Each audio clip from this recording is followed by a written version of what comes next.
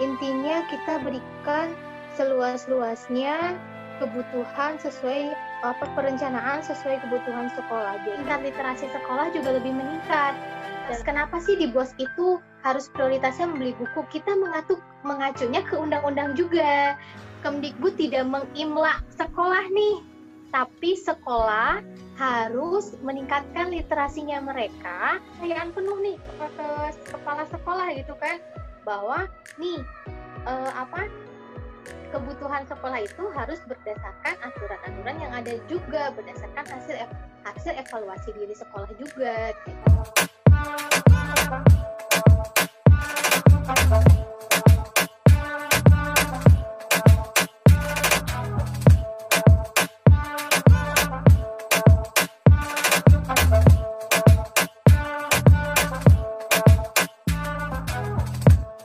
Mengenai mekanisme pembelian buku, apakah masih sama?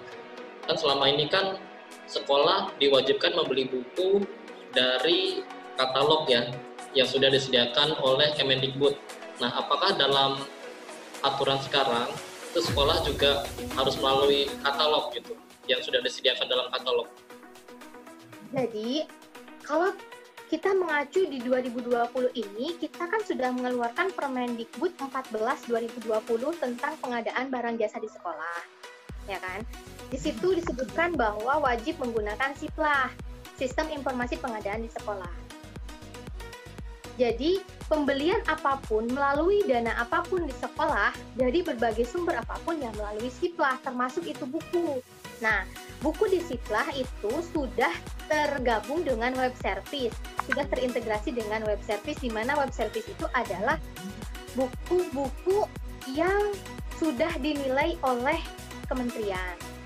Jadi, patokan sekolah di tahun 2020 membeli buku itu adalah 1. Pastikan bukunya sudah dinilai oleh Kemdikbud. Itu aja. Untuk buku yang dari pemerintah pusat, artinya tuh kayak buku teks. Kemudian kalau buku daerah, buku mulok, muatan lokal, boleh nggak? Boleh. Yang penting buku-buku itu sudah dinilai oleh pemerintah daerah. Jadi pastikan sekolah membeli buku yang sudah dinilai baik oleh pemerintah daerah maupun pemerintah pusat. Itu. Kemudian pembeliannya pembeliannya melalui SIPLAH. Baik buku yang dinilai oleh pusat maupun yang dinilai oleh pemerintah daerah. Pengecualiannya apa? Pengecualiannya itu adalah tidak lewat SIPLAH itu ketika sekolahnya tidak ada internet sama sekali. Hanya itu yang disebutkan di dalam terkait dengan pengadaannya, itu yang disebutkan dalam Permendikbud 14 2020. Sedangkan dalam juknisnya, dalam sisi bukunya itu adalah buku itu sudah dinilai, sudah layak lulus penilaian. Seandainya begini, sekolah itu membeli buku tidak melalui SIPLAH, ada sanksi nggak buat sekolah? Sanksi ini tidak tereksplisitkan gitu ya, cuma pada prinsipnya karena SIPLAH ini juga baru dikembangkan di Juli 2019, gitu kan. Kemudian proses pengembangannya dan ekspansinya juga baru dilakukan di tahun ini. Jadi nanti itu penilaiannya itu kayak sekolah ini baru sampai tahap mengenal SIPLAH. Sekolah ini baru sampai tahap mencoba sebagian dananya melalui SIPLAH kayak gitu. Nah, kemudian kalau misalkan sekolah ini sudah 100% melalui SIPLAH, sambil kita sedang melakukan upaya-upaya kerjasama dengan Kementerian Industri dan UMKM juga untuk mendorong UMKM di daerah itu yang biasa digunakan untuk sekolah dalam berbelanja itu masuk ke dalam SIPLAH. Jadi kalau untuk misalkan saat ini pastikan saja bahwa gini, sekolah tidak menghindari SIPLAH.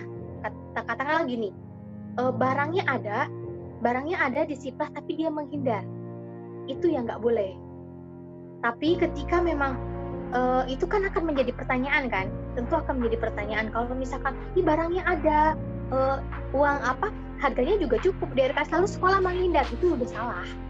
Nah, paling itu bukan kita yang memberikan sanksi, tapi tentunya ada pengawasan, dari itu akan dijadikan temuan administratif kali ya. Kurang ngerti sih saya ke arah sana, tapi tentunya sanksi-sanksi itu bukan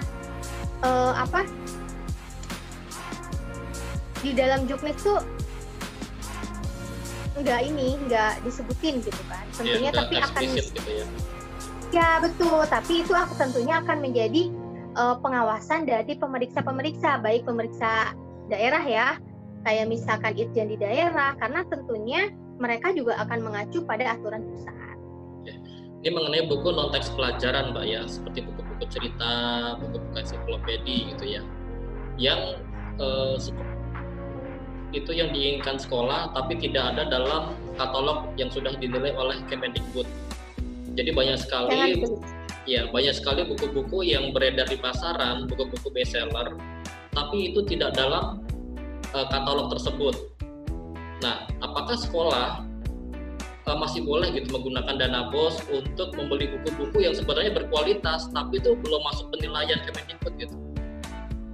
Tidak, jangan. Baiknya sih jangan, karena acuan Juknis, karena kita berlaku normatif ya, karena dia tuh dananya dana BOS, maka harus mengacu pada Juknis. Jadi ya solusinya sekolah harus membeli yang sudah dinilai. Misalkan, ini kan bukunya lebih berkualitas dan sebagainya. Siapa yang akan menilai bahwa itu lebih berkualitas? Ya kan? Karena acuannya itu karena itu hanya persepsinya kita. Ini adalah lebih berkualitas daripada yang sudah nilai. Nah, artinya apa? Berarti ya biar buku-buku itu bisa ya diajukan didorong Penerbit gitu ya. Penerbit ya, untuk mengajukan penilaian ke kementerian. Jadi begini, kalau misalkan ini Juknis BOS, berarti aturannya ada pada Juknis BOS. Kalau dananya tidak melalui dananya bukan dari Juknis BOS tapi dari perantara masyarakat, berarti tanggung jawabnya kemana? Sekolah. Iya, gini, dana BOS itu kan dari pemerintah pusat, dia sumbernya dari APBN. Ini berikan ke sekolah tanggung jawabnya kemana? Otomatis kan ke pemerintah pusat, ya kan? Artinya ke dana yang diberikan oleh pemerintah. Acuannya apa? Juknis, kembali ke Juknis, tapi berbeda dengan dana dari komite nih, atau misalkan ala donasi-donasi. Dia tanggung jawabnya kemana? Ya kan? Kalau misalkan dia tanggung jawab, kalau dia dimasukkan ke dalam masuk ke dalam APBD, jelas mengikuti tata cara APBD. Tetapi ketika dana penerimaan di sekolah itu tidak masuk ke dalam tata kelola keuangan daerah, artinya dia swakelola di sekolah, tanggung jawabnya berarti kan, misalkan nih Mas Billy, orang anaknya itu di sekolah swasta, Mas Billy SPP-nya 400.000 sebulan, ya kan? Nah, ketika sekolah, ya kan, dia sekolah menggunakan dana 400.000 membeli buku yang tidak dinilai dari Kemdikbud, karena uangnya itu dari masyarakat, ya nggak apa-apa. Tetapi dana yang dari dana BOS harus dipastikan dan beli bukunya yang sudah dinilai. Harus bedain dari sumber dananya dulu nih, ya kan? Artinya, kalau misalkan dana sumber dari pemerintah melalui dana BOS, ikuti Juknis. Kalau misalkan dari sumbangan dan sebagainya, ada nggak syarat sumbangan itu, misalkan ini harus beli ini harus beli ini, ya ikuti yang penyumbang. Ya kan? Artinya apa? Berarti kalau misalkan dana sumbangan itu tidak terkait dengan Juknis BOS, ya monggo. Donasi itu monggo, silahkan, itu diatur oleh sekolah. Tapi dana yang bersumber dari dana BOS harus dipastikan beli buku sesuai yang ada di Juknis. Harus sudah dinilai oleh pemerintah pusat maupun pemerintah daerah. Itu aja.